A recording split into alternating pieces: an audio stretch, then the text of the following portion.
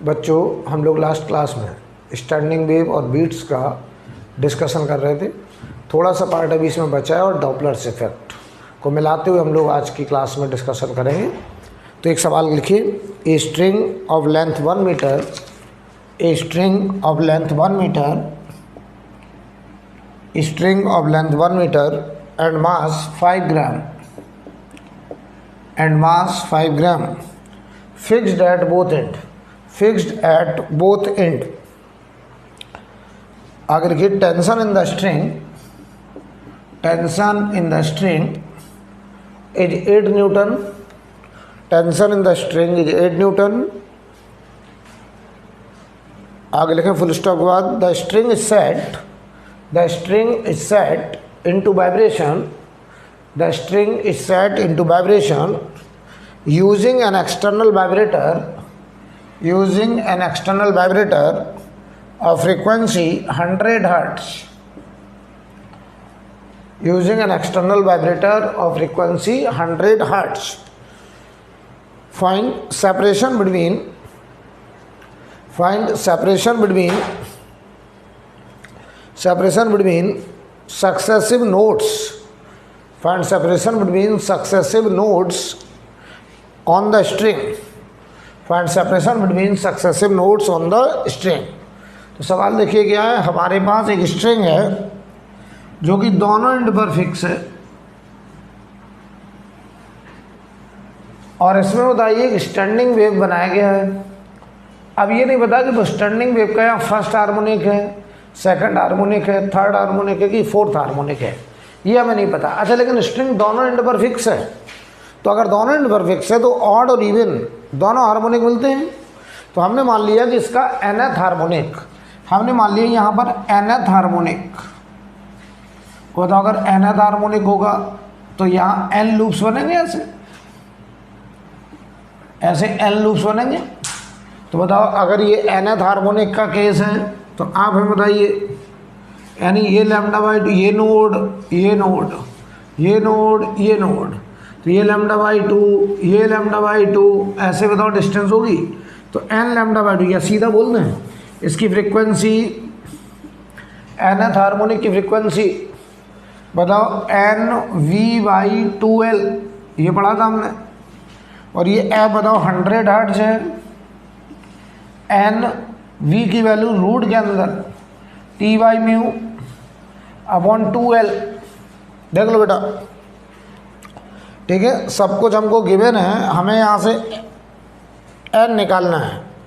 बताइए, लेंथ भी 1 मीटर दी गई है, तो देखो 100 इंटू 2 इंटू L 1 मीटर है, 1 बराबर n टाइम्स रूट के अंदर T/μ, T है 8 और μ है मास पर यूनिट लेंथ, तो मास पर यूनिट लेंथ 5 इंटू 10⁻³ और अपॉन L 1 मीटर। हमने केजी में कन्वर्ट कर दिया बेटा मास को, तो ये देखो 200 n टाइम्स रूट के अंदर, ये ऊपर जाएगा तो 8000 डिवाइडेड बाई 5, तो ये देखो 200 is equal to n root के अंदर 400। देखो बेटा, क्या मैंने सही लिखा है? नहीं, गलत, ये आएगा आपका 1600, 1600 आ गया तो ये 40 हो जाएगा, तो 200 n इंटू 40, n आ गया 5। इसका मतलब ये हुआ कि यहाँ पर रस्सी में 5th हार्मोनिक है, यानी रस्सी जो वाइब्रेट कर रहा है वो 5th हार्मोनिक में वाइब्रेट कर रहा है। और अगर बेटा 5th हार्मोनिक है तो आप हमको बताओ रस्सी की पूरी लेंथ 5 λ/2 होगी, तो बताओ जरा, ये λ/2 अगर 5th हार्मोनिक है तो बताओ 5 लूप बन रहे होंगे ऐसे ऐसे। और बताओ ये λ/2, नोड से नोड के बीच की दूरी λ/2, तो बताओ ये कितने λ/2? 5 λ/2। क्यों? तो हम लिखेंगे 5 λ/2 इज लेंथ ऑफ स्ट्रिंग।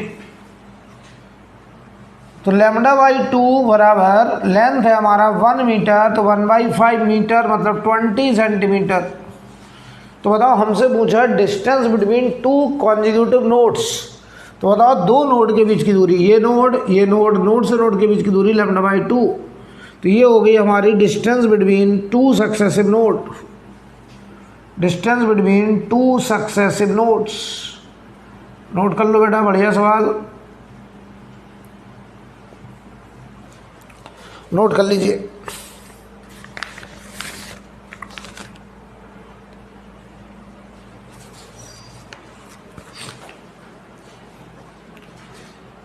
इसे रफ कर दिया जाए। अब देखिए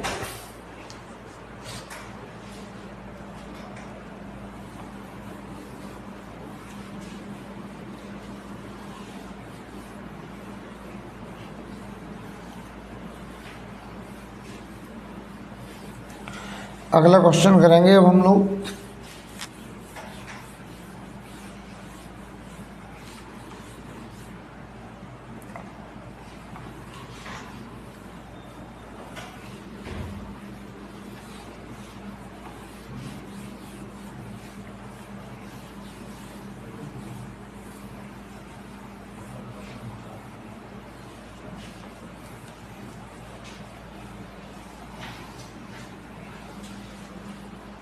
चलिए अगला क्वेश्चन लिखिए।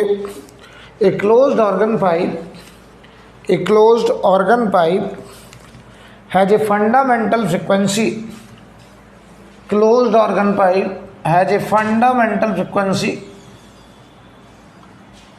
बताइए closed organ pipe, fundamental frequency का मतलब फर्स्ट हार्मोनिक, फंडामेंटल मतलब ओवरटोन होता है, तो हार्मोनिक कौन सा होगा? फर्स्ट, और उसकी फ्रीक्वेंसी है closed organ pipe has a fundamental frequency of 1.5 kilohertz, 1.5 kilohertz। Full stop वाले लिखिए। the number of overtones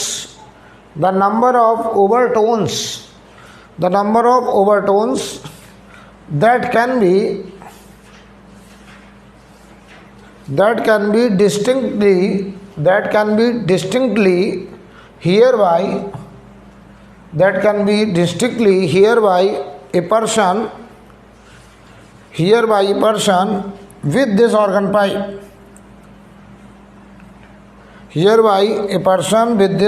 pipe, will be bracket में लिख लीजिए assume highest frequency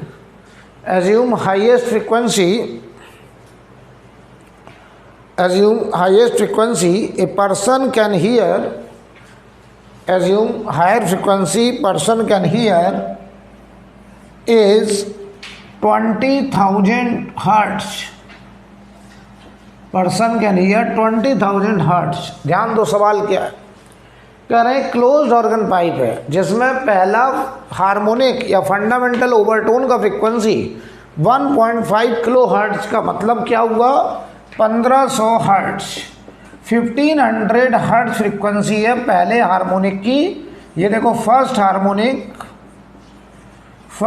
harmonic and fundamental overtone, अच्छे समझ लीजिए, ये हमको गिवन है। अब कह रहे हैं उस क्लोज्ड ऑर्गन पाइप में कोई पर्सन कितने ओवरटोन की फ्रीक्वेंसी को हियर कर सकता है, कितने टाइप के ओवरटोन की फ्रीक्वेंसी को सुन सकता है। तो हमें बताना कितने टाइप के ओवरटोन्स, तो बताइए जरा मैक्सिमम फ्रीक्वेंसी कहाँ तक सुन सकता है? 20,000।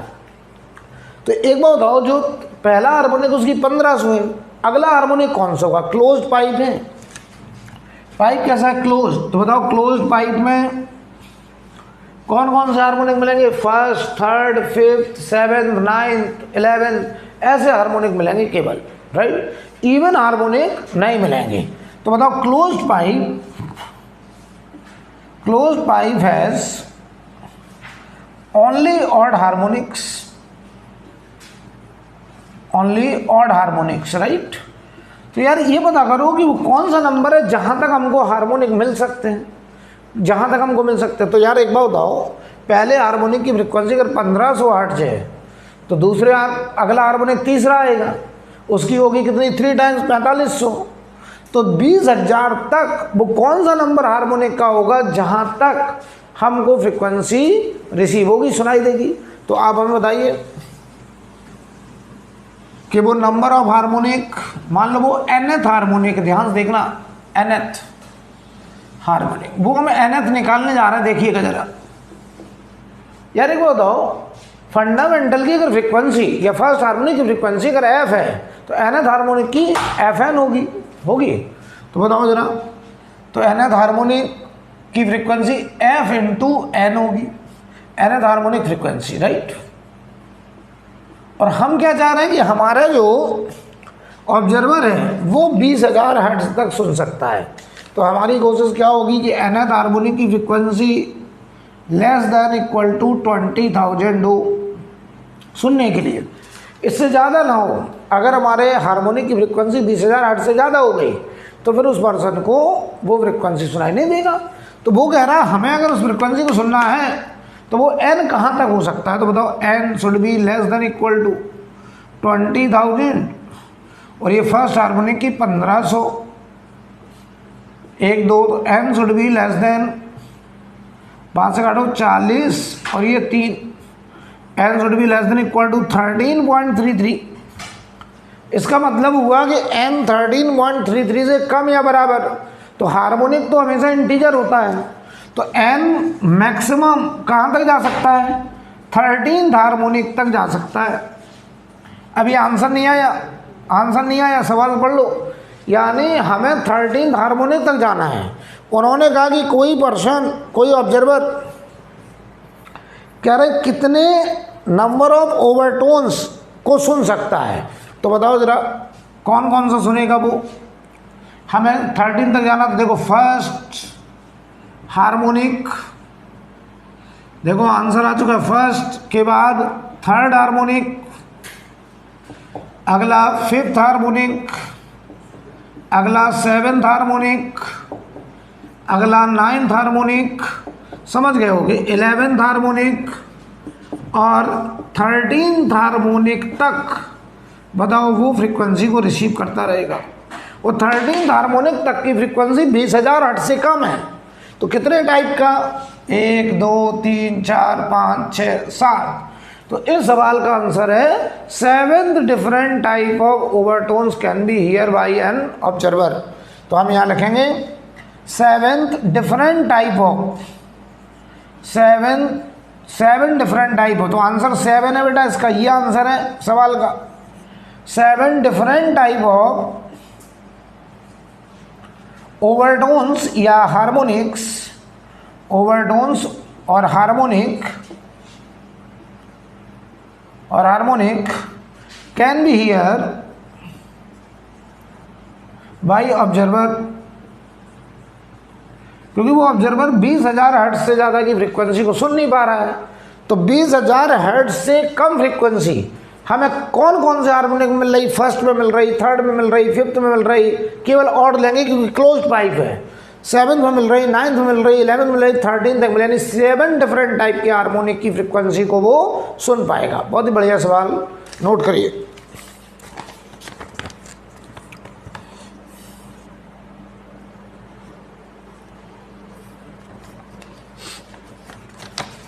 नोट करिए।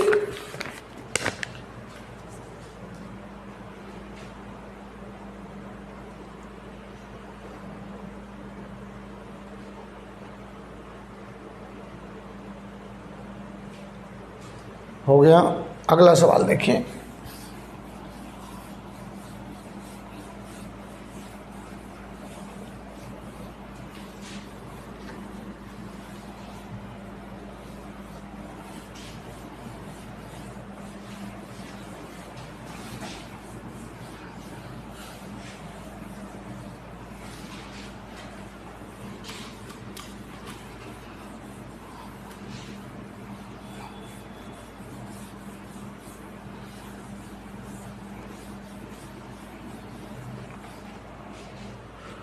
देखिए भाई, अगला क्वेश्चन लिखिए।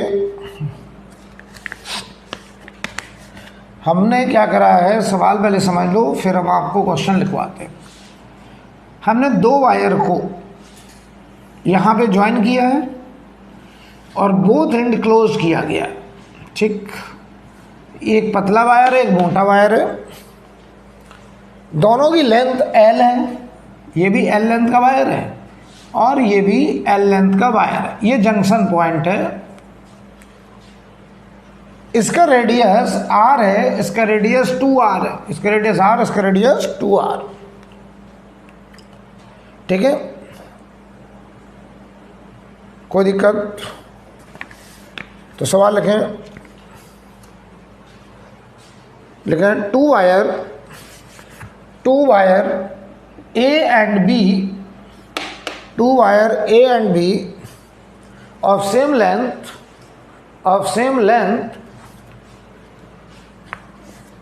but different radii R and 2R, and made of same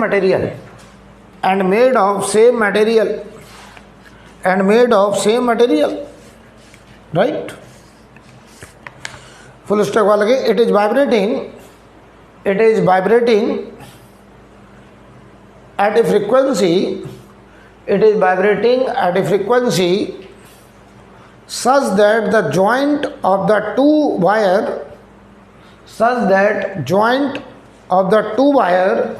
form a node,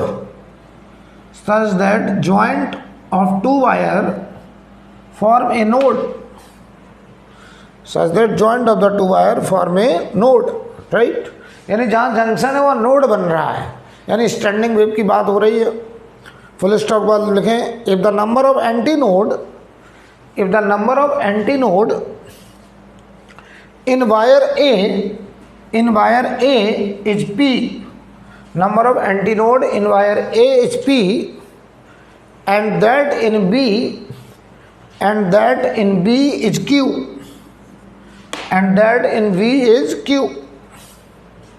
then ratio of P and Q is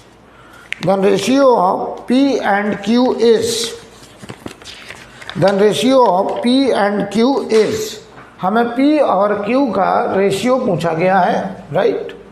तो आप जरा बताइए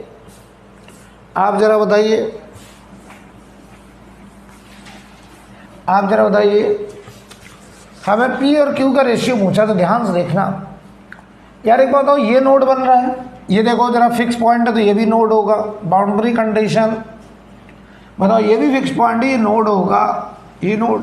अच्छा एक बात बताओ, एक लूप में, अच्छा ये नोड है, ठीक, तो ये स्ट्रिंग फिक्स्ड है, बोथ एंड की तरह ट्रीट होगा। बताओ इसमें क्या रहे हैं, पी एंटी नोड मिल रहे हैं। बताओ एक लूप में रस्सी जब दोनों एंड पर फिक्स होता है, एक लूप में एक एंटी नोड, दो लूप में दो एंटी नोड, तो अगर इस रस्सी में पी एंटी नोड है, कितना पी एंटी नोड है, तो कितने लूप हैं, पी लूप हैं। तो ऐसे बताइए बहुत सारे पी लूप्स होंगे, टोटल लूप्स ऐसे। तो यहाँ बोलेंगे पी लूप्स का फॉर्मेशन होगा, और पी लूप्स का अगर फॉर्मेशन होगा तो ये सवाल pth हार्मोनिक का हो गया। यहाँ बोलो बेटे क्यू एंटी नोड कहा है उन्होंने, कह रहा है इस रस्सी में क्यू एंटी नोड बन रहा है, तो हर एक लूप में एक एक एंटी नोड है। तो आप हमें बताएं अगर क्यू लूप है तो आप बताओ यहाँ पे क्यू लूप है तो ये qth हार्मोनिक है, यानी ये वाला वायर पी लूप में वाइब्रेट कर रहा है, ये वाला वायर क्यू लूप में वाइब्रेट कर रहा है। कितना बढ़िया सवाल। अच्छा एक बात और बताओ हमको, तो देखो उन्होंने नंबर ऑफ एंटी नोड देकर के ये चेक करने की कोशिश करी है कि क्या आपको ये आइडिया है कि जितने नंबर ऑफ एंटी नोड उतने नंबर ऑफ लूप्स उतना नंबर ऑफ हार्मोनिक। एक बात और बताओ, जहां रस्सी ज्वाइंट होगा, यहाँ टेंशन और इधर टेंशन बराबर बराबर ही तो होगा, क्योंकि ये जंक्शन पॉइंट इक्विलिब्रियम में रहना है बेटा। तो रस्सी में, दोनों रस्सी में टेंशन क्या होगा, बराबर, राइट।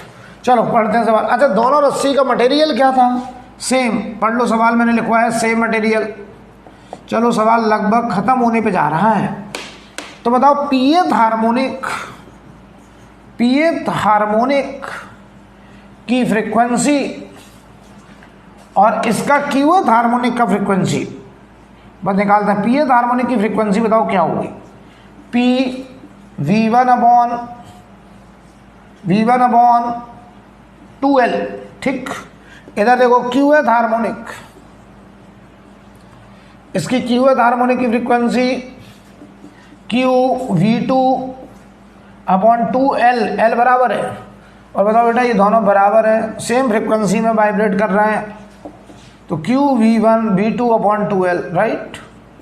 तो सब कुछ कटता हुआ केवल बताओ P V1, V1 क्या होगा, रूट के अंदर T बाई μ1, और μ1 होता है लीनियर मास डेंसिटी, को हम लोग लिखते थे rho volume mass density into area cross section S1, rho into S1। और ये बताओ Qth हार्मोनिक है, रूट के अंदर T by rho into S2। बताओ T कट गया, टेंशन बराबर, मटेरियल सेम, तो रो भी कट गया बेटे। तो यहाँ से देखो भाई P upon Q is equal to, Q इधर लाओ, रूट के अंदर S1 अपॉन S2, और S1 एरिया क्रॉस सेक्शन होगा पाई आर स्क्वायर, तो ये R1 square upon R2 square, that is R1 upon R2, और R1 R2 का रेशियो है 1:2। आंसर, आंसर आ गया, एकदम सिंपल। नोट करो, बढ़िया सवाल, नोट करिए।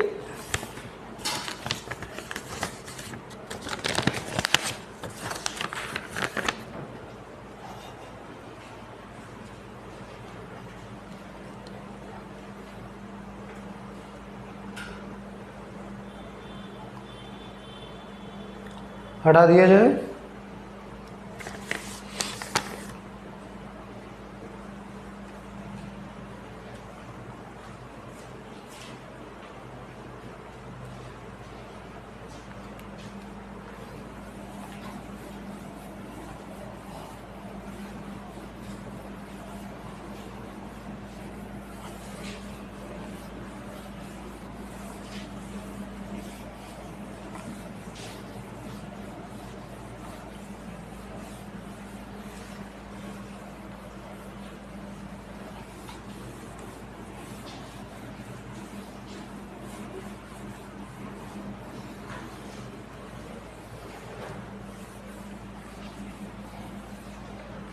आप जरा ध्यान दीजिए, अगला क्वेश्चन लिखिए, लिखें a string is clamped eight both and, string is clamped eight both and, दोनों एंड पर रस्सी को फिक्स करा गया। A string is clamped eight both and and it is vibrating in fourth harmonic, and it is vibrating in fourth harmonic,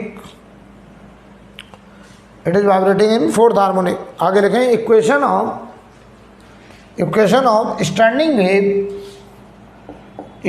standing wave is y equal to 0.3 sin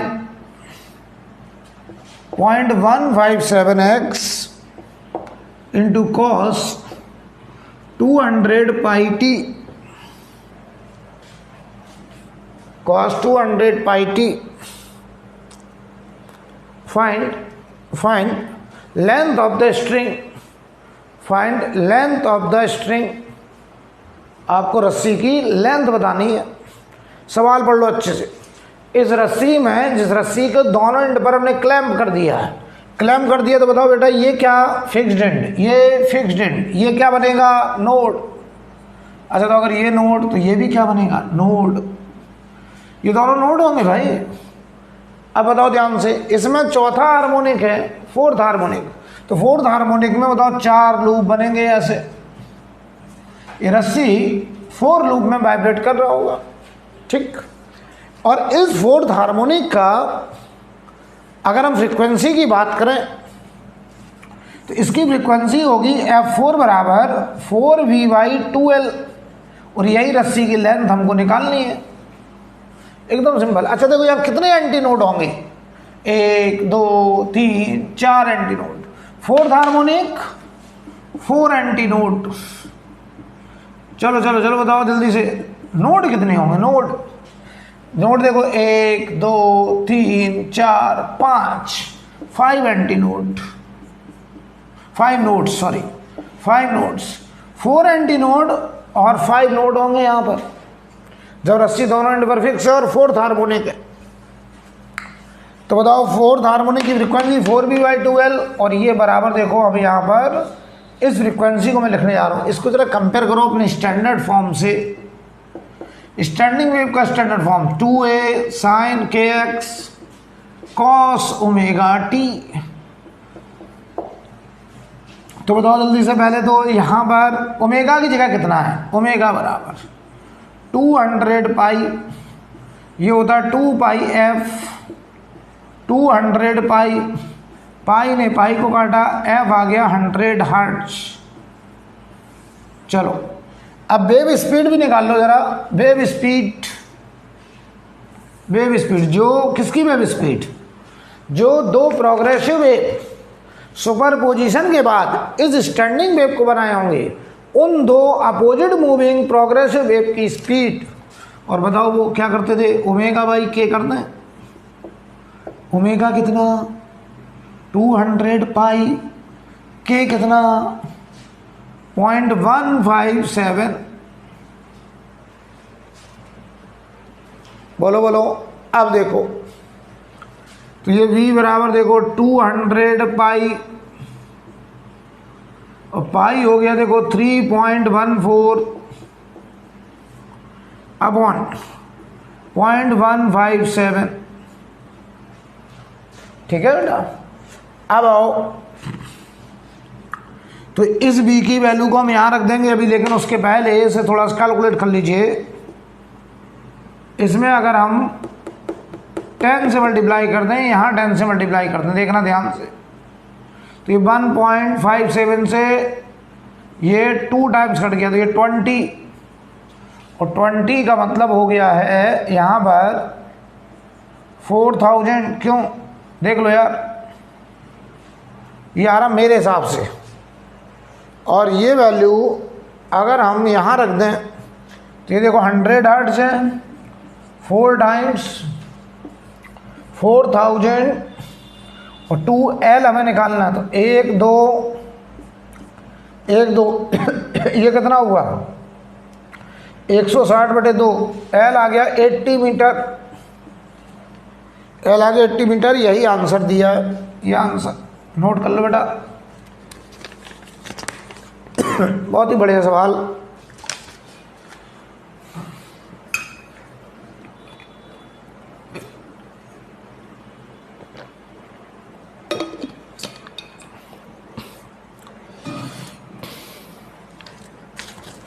अगले question की तरफ बढ़े रहे हैं, इसे आप नोट कर लीजिए जल्दी से।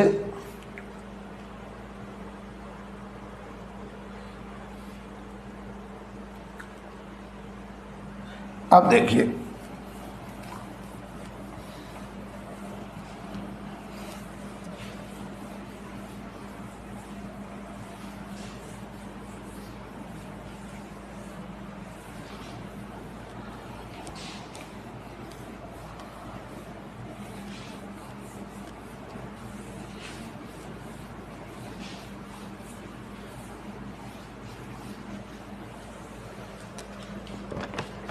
अब अगर हम आपसे कहें अगले सवाल में, सवाल लिखिए string of length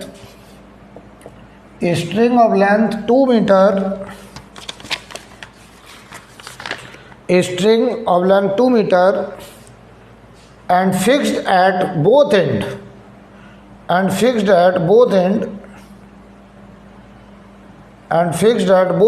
is driven by a 240 hertz vibrator, 240 hertz vibrator। आगे लिखें फुल स्टॉप बाद, the string vibrate in third harmonic, रस्सी जो है वो तीसरे हार्मोनिक में वाइब्रेट कर रहा है। Find speed of the wave, and its fundamental frequency, find speed of the wave and its fundamental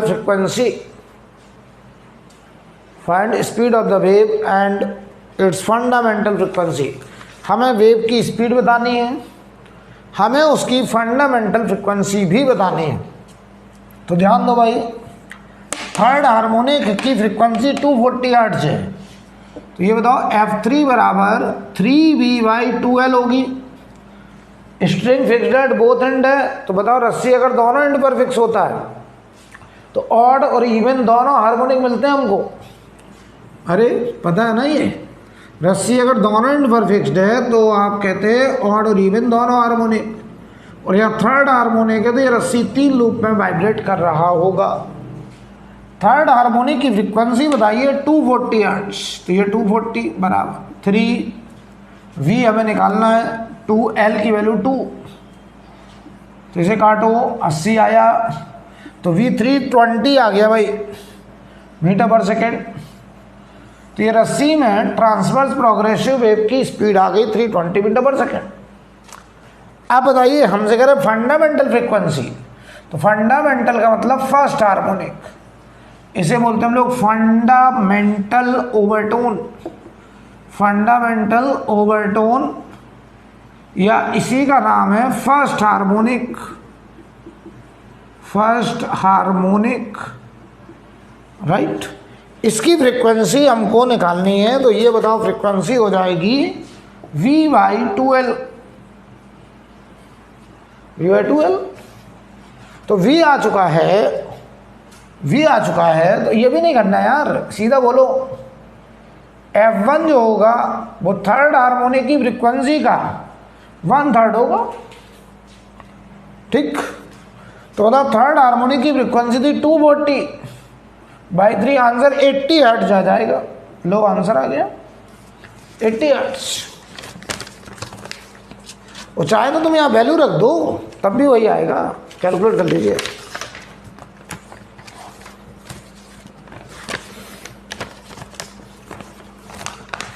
ठीक है,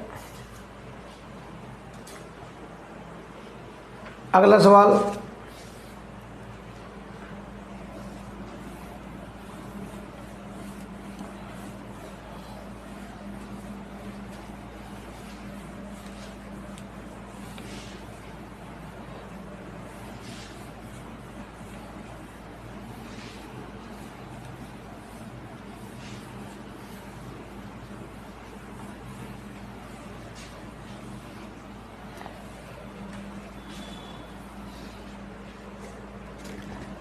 अगला सवाल लिखिए, लिखें ए ट्यूनिंग फॉर्क, क्वेश्चन लिखिए tuning fork of frequency, A tuning fork of frequency 480 hertz,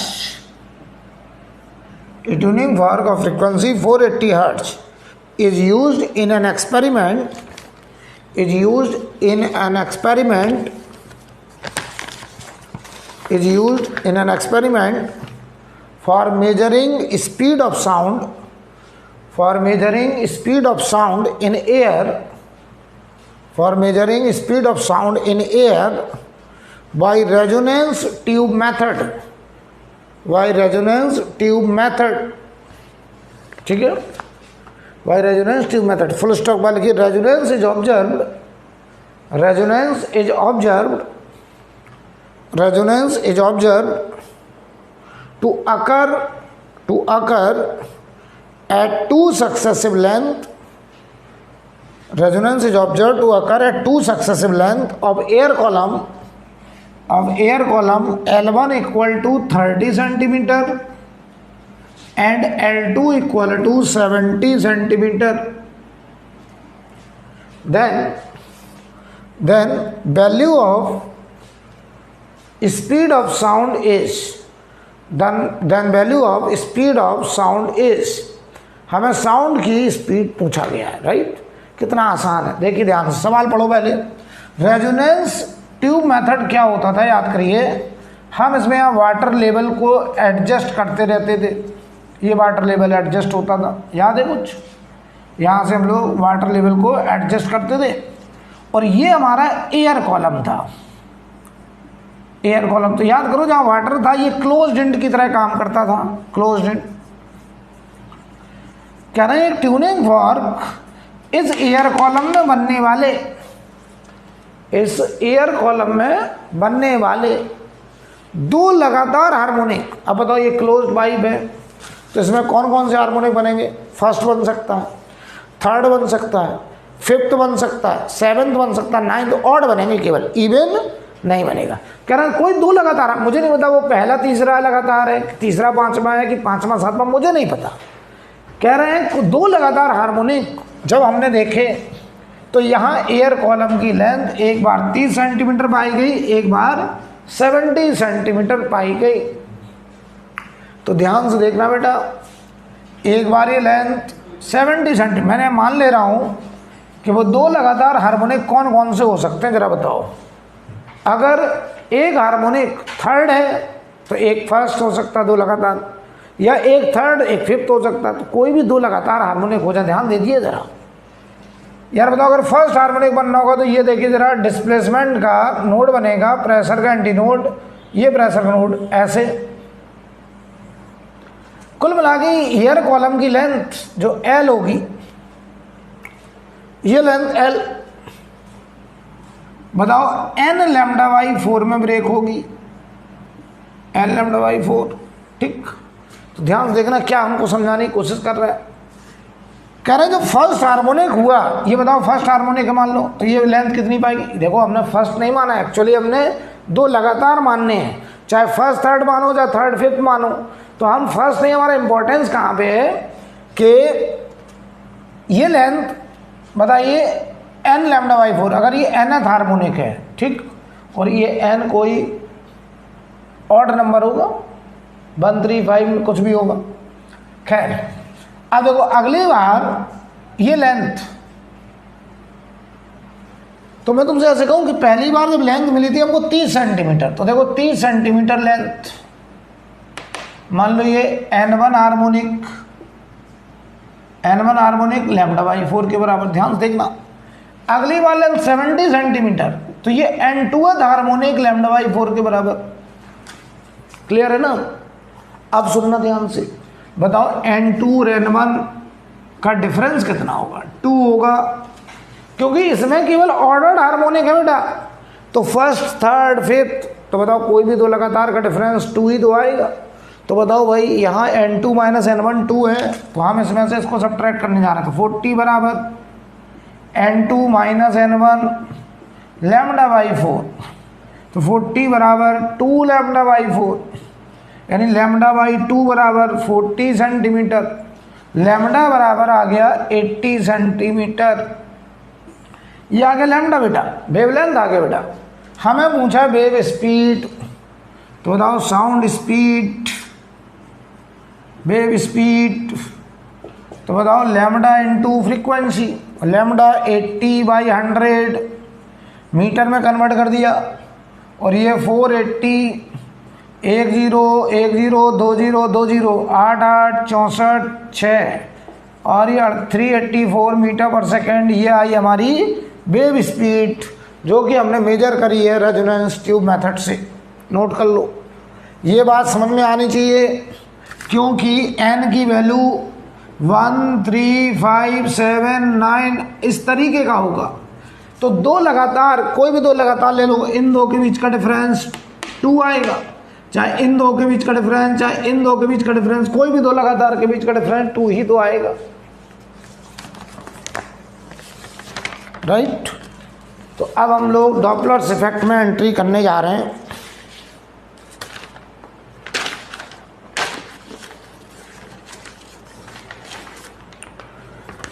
इसे नोट करो बच्चों।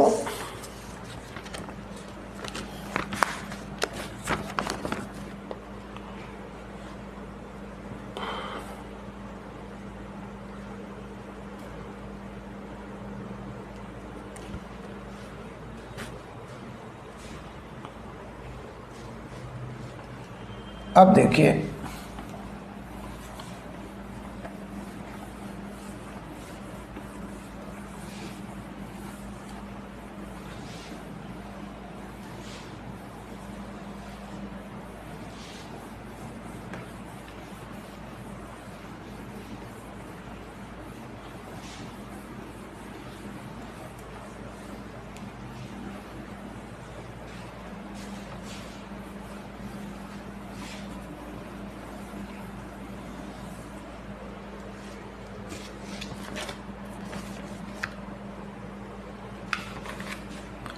क्वेश्चन लिखिए,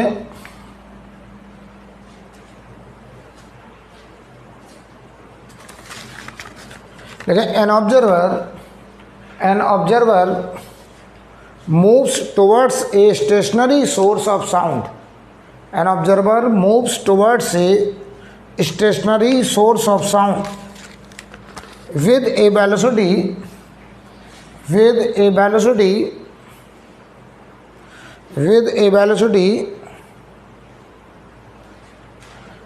1/5 of the velocity of sound, with a velocity 1/5 of the velocity of sound, with a velocity 1/5 of the velocity of sound।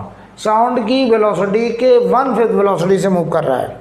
What is the percentage increase, what is the percentage increase in the apparent frequency, what is the percentage increase in apparent frequency. तो बहुत आसान सवाल है। पहला सवाल देखिए, हमारे पास ये एक सोर्स है, ये मान लो स्पीकर है, सोर्स है, ये साउंड को जनरेट करेगा, और ये कह रहा है फिक्स्ड है, मतलब रेस्ट पर है,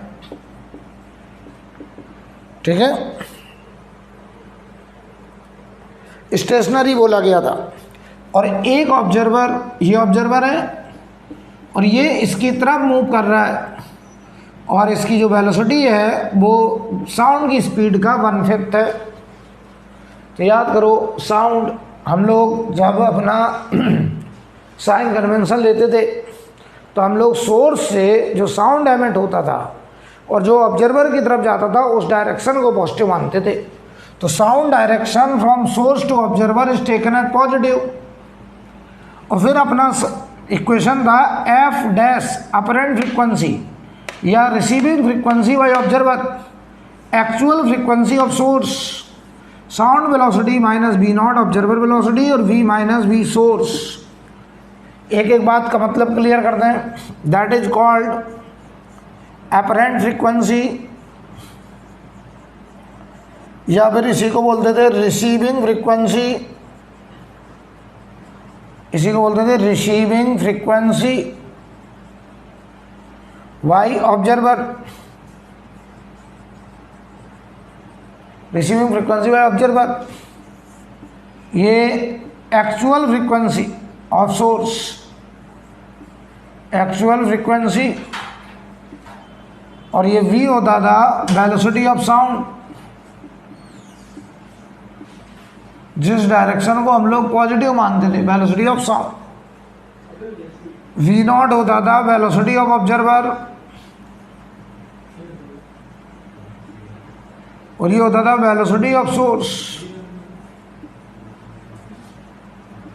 ठीक है, बताइए जरा। तो एफ डैश जो होगा वो एफ नॉट टाइम्स, चलो भाई, v माइनस ऑब्जर्वर देखो इधर जा रहा है तो इस कन्वेंशन के अपोजिट, तो -v/5, और v माइनस v सोर्स जो है वो रेस्ट पे है, तो 0।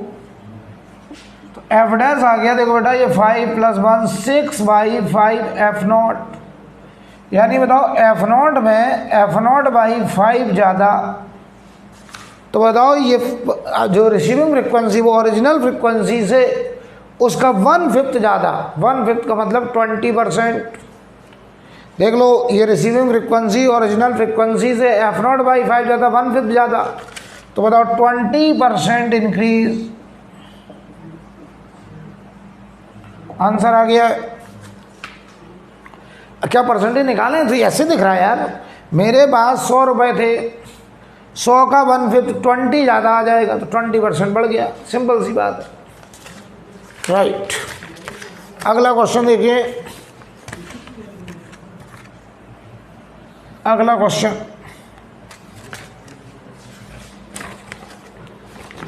लगा 2 फैक्ट्रीज, क्वेश्चन लिखो 2 factories are sounding their siren, 2 factories are sounding their siren at 800 hertz. 2 factories are sounding their siren at 800 hertz. Full stop वाले की, a man move from one factory a man moves from one factory to other, a man moves from one factory to other with a speed of 2 meter per second, with a speed of 2 meter per second. Full stop बार लिखें, the velocity of sound is 320 meter per second, 320 320 meter per second. Then number of beats here by the person in 1 second, number of beats here by the person in 1 second. तो सवाल पढ़ लो पहले। सवाल क्या है, ये एक फैक्ट्री है, ये एक फैक्ट्री 1 और एक फैक्ट्री है फैक्ट्री 2, ठीक है। अब देखना, एक आदमी इसके बीच में, ये ऑब्जर्वर है, एक फैक्ट्री से दूसरी फैक्ट्री की तरफ जा रहा है 2 मीटर पर सेकेंड से। कह रहे हैं नंबर ऑफ बीट्स जो उसने 1 सेकेंड में ऑब्जर्व किए होंगे वो कितने किए होंगे। तो नंबर ऑफ बीट्स का मतलब है इसने 2 तरीके के फ्रीक्वेंसी के साउंड को रिसीव करा, एक इस फैक्ट्री से आने वाला और एक इस फैक्ट्री से आने वाला। तो उन दोनों का डिफरेंस हमें बताना है भाई। हमारे नंबर ऑफ बीट्स यानी 1 सेकंड में कितनी बार इसने मैक्सिमम इंटेंसिटी के साउंड लाउडनेस को ऑब्जर्व किया, ये हमारा सवाल है। तो बताओ, ज़्यादा फ्रीक्वेंसी का साउंड इसको इधर से मिलेगा, यहाँ से कम मिलेगा, इससे दूर जा रहा है। अच्छा, यहाँ से जो साउंड एमिट हो रहा है वो 800 हर्ट्ज का है, ये 800 हर्ट्ज का, ठीक। चलो भाई, पहले इधर प्रॉब्लम करते हैं। तो हमने क्या तरीका बताया था, साउंड की direction, sound to observer, sound इधर आ रहा, साउंड तो 3 डायमेंशनल वेव है, हर तरफ जा रहा होगा, लेकिन हम वो डायरेक्शन लेंगे जो सोर्स टू ऑब्जर्वर होगा उसे पॉजिटिव मानेंगे। तो ये receiving frequency F1, original frequency 800, V 320 दिया है, माइनस ऑब्जर्वर देखो इधर आ रहा है तो -2 अपोजिट आ रहा है, और ये 320 माइनस सोर्स 0। पहली फ्रिक्वेंसी हुई 800 टाइम्स 322 बाई 320 फर्स्ट। अब आओ इधर आ जाओ, यही ऑब्जर्वर है, इधर से जो साउंड जाएगा, साउंड की direction source to observer is positive. तो देखो F2 बराबर 800 original frequency V minus V0 इधर जा रहा तो प्लस का 2 upon V minus VS source 0। F2 आ गया 800, 318 और ये 320, ये हो गया हमारा सेकंड। देख लो बेटा। अब बताओ, F1 बड़ा है, F2 हमारा छोटा है, तो हमें इनका डिफरेंस निकालना, वही होगा F बीट्स। और F बीट्स का क्या मतलब है कि यहाँ से साउंड आ रहा होगा, यहाँ से साउंड आ रहा होगा, और वो दोनों साउंड का जब सुपरपोजिशन हुआ होगा तब हम इसने 1 सेकंड में जो रिजल्टिंग प्रोग्रेसिव वेव मिली होगी, जैसे हम लोग बोलते थे बीट, और वो बीट्स जो एक प्रोग्रेसिव वेव होता था उसमें मैक्सिमा और मिनिमा होते थे इंटेंसिटी के, 1 सेकंड में उसके कान में कितने मैक्सिमा एंटर करेंगे, that is the beat frequency. तो जरा समझते हैं।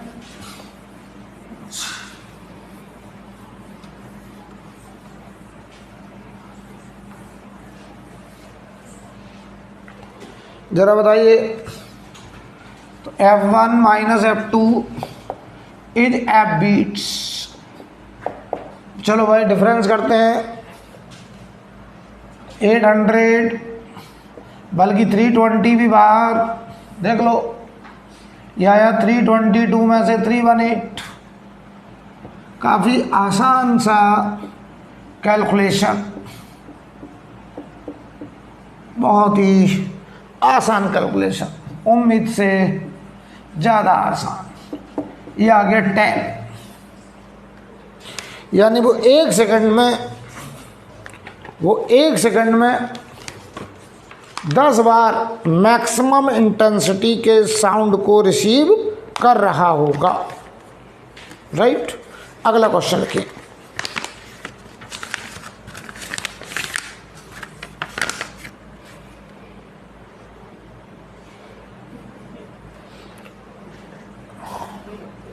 हटा दें इसको। अगला सवाल लिखिए।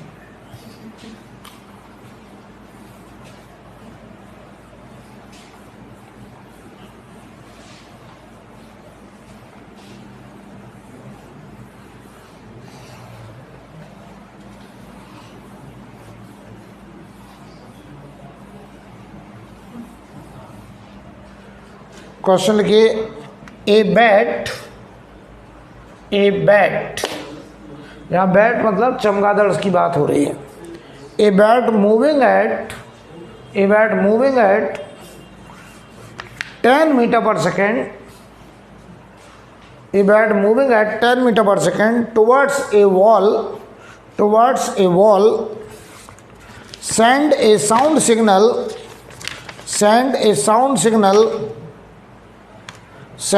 sound signal of 8000 hertz towards it, 8000 hertz towards it, full stop वाले की। on reflection it hear a sound, on reflection it hear a sound of frequency f,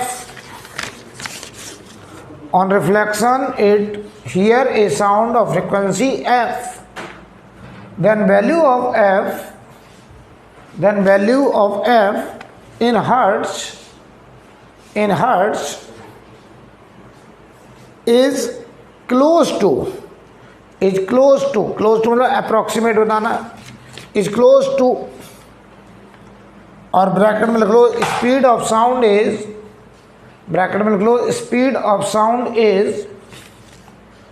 320 metre per second. Speed of sound is 320 metre per second. Sound की जो speed है वो आपको 320 metre per second लेना है। तो बढ़िया सवाल है। देखिए सवाल कुछ ऐसा है, यहां पर एक वॉल है और ये एक बैट, ये हम लोग एक बैट चमगादड़ ऐसे बना दे रहे हैं और इधर जा रहा है कितनी स्पीड से, 10 मीटर पर सेकेंड। ये सोर्स हो गया बेटा, सोर्स ध्यान देना। किस फ्रीक्वेंसी के साउंड को एमिट कर रहा है, 8000 हर्ट्ज। इसने 8000 हर्ट्ज फ्रीक्वेंसी के साउंड को एमिट करा। अब बढ़िए आगे कह रहे हैं कि इससे रिफ्लेक्शन के बाद इसने जो साउंड को रिसीव किया उसकी फ्रीक्वेंसी बताना है।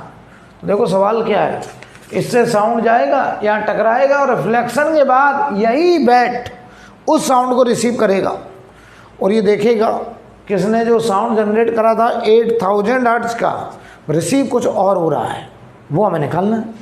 तो सुनो पहले, ये हमारा सोर्स, हम यहाँ एक ऑब्जर्वर, इस वॉल को ऑब्जर्वर मान ले रहे हैं। वॉल को ऑब्जर्वर क्यों मान रहे हैं, हम पहले ये निकालना चाहते हैं कि इसकी फ्रिक्वेंसी यहाँ पर क्या रिसीव होगी, पहले ये निकालना मुझे, ठीक। तो क्या कॉन्सेप्ट था, साइन कन्वेंशन क्या था, source to observer direction is positive, source to observer direction को क्या मानेंगे, प्लस। तो बताओ रिसीविंग फ्रिक्वेंसी F1 बोल दें, F0 V minus V0 upon B minus BS। चलो वैल्यू रखना है, देखिए F0 हो गया 8000, V हो गया 320 माइनस V0 ऑब्जर्वर हो गया 0, 320 माइनस VS सोर्स इधर जा रहा है 10 से, तो ये 10 बताओ इस डायरेक्शन में है तो ये प्लस 10, ठीक है। तो F1 आ गया देखो 8000 इंटू 320 310, ये कैंसिल, ठीक है। इसको मैं ऐसे रहने दे रहा हूँ, अभी थोड़ा रुक जाते हैं, ठीक है। 8000 320/31 हर्ट्ज। कैलकुलेशन अभी नहीं करेंगे। ये रिसीविंग फ्रिक्वेंसी हो गई इस वॉल से, ठीक। अब देखना, अब ये वॉल जो है ये बनेगा सोर्स, और ये जो साउंड एमिट करेगा वो F1 फ्रिक्वेंसी का, जो टकराएगा वही एमिट होगा, ठीक है। अब देखना, अब बताओ ये बैट, ये बन रहा है ऑब्जर्वर, ये बन रहा है ऑब्जर्वर। अब सोर्स से, और ये बताओ ऑब्जर्वर इधर आ रहा है 10 मीटर पर सेकेंड से। अब यहां से साउंड ऐसे आएगा, तो साउंड की डायरेक्शन सोर्स टू ऑब्जर्वर हम प्लस मानते हैं। तो बताओ रिफ्लेक्शन के बाद वाला साउंड जो बैट रिसीव करेगा, हमें उसकी फ्रिक्वेंसी निकालना है। तो बताओ इसने जो फ्रिक्वेंसी रिसीव करी, मान लो F2 यही निकालनी है। यहाँ से emit frequency F1, V minus V0 observer की वेलोसिटी वैल्यू रख रहा हूँ, रुक जाइए रखता हूँ। और ये देखो F2 F1 8000 into 32 31, V 320 minus V0, observer इधर जा रहा है और ऑब्जर्वर अगर जा रहा है तो इसके अपोजिट जा रहा है, तो -10 320 माइनस सोर्स तो रेस्ट पे तो 0। देख लीजिए भाई कितना आसान हो गया। 8000 इंटू 32 इंटू 330 अपॉन 31 इंटू 320। देख लो यार, 0 से 0 गया, 32 से 32 गया, आंसर आ रहा है 8000 इंटू 33 अपॉन 31। और ये वैल्यू अप्रॉक्सीमेट कैलकुलेशन कर लीजिएगा 8516 हर्ट्ज के आसपास आएगा।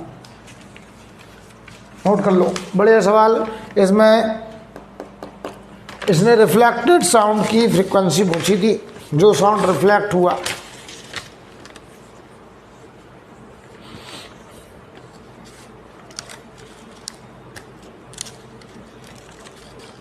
ठीक है, अगला सवाल लिखिए।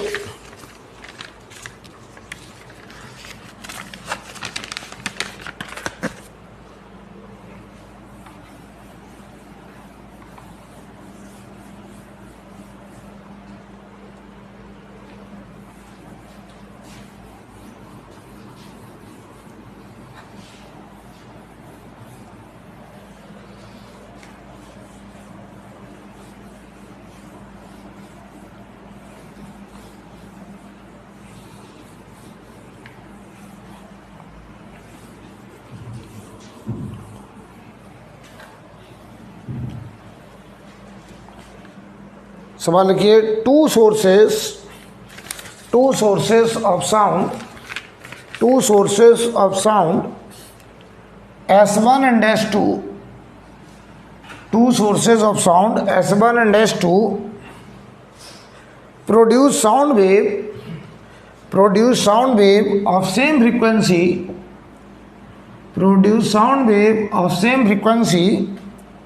660 हर्ट्ज।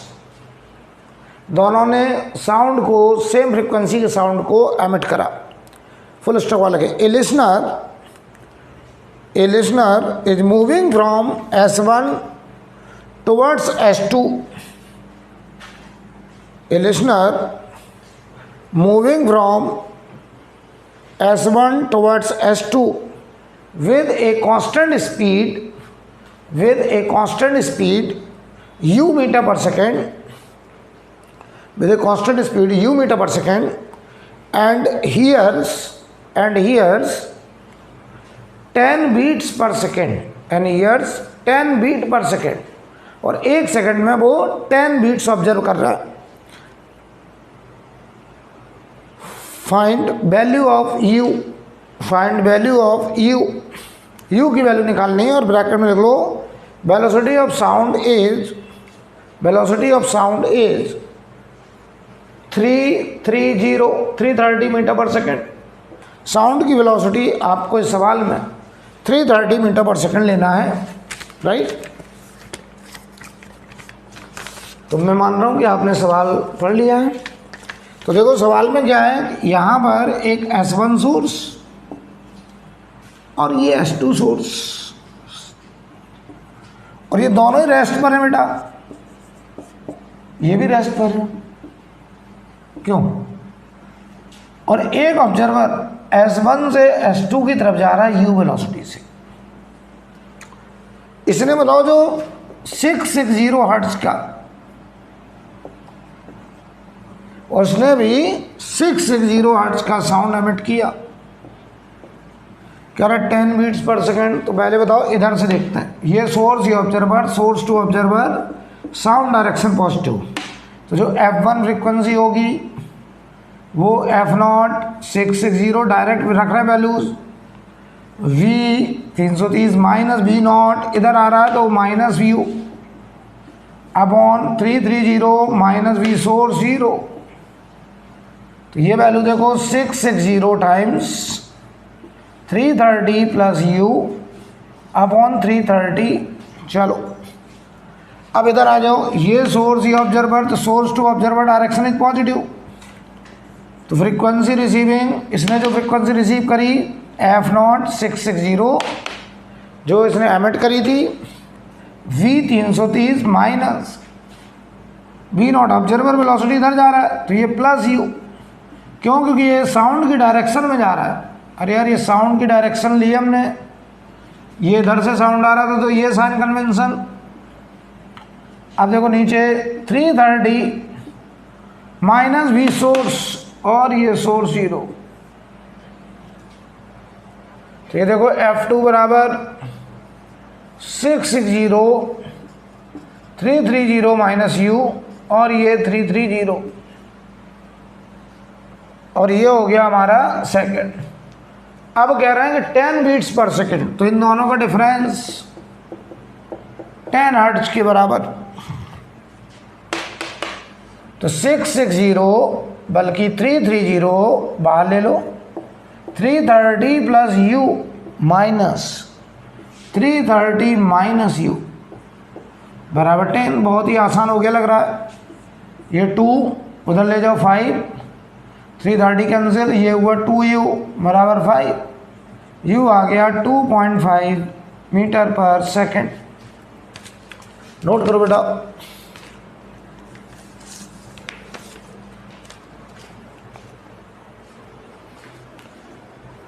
ठीक है, तो आज मैं यहीं रोक रहा हूँ, इसके आगे हम लोग कल बात करेंगे।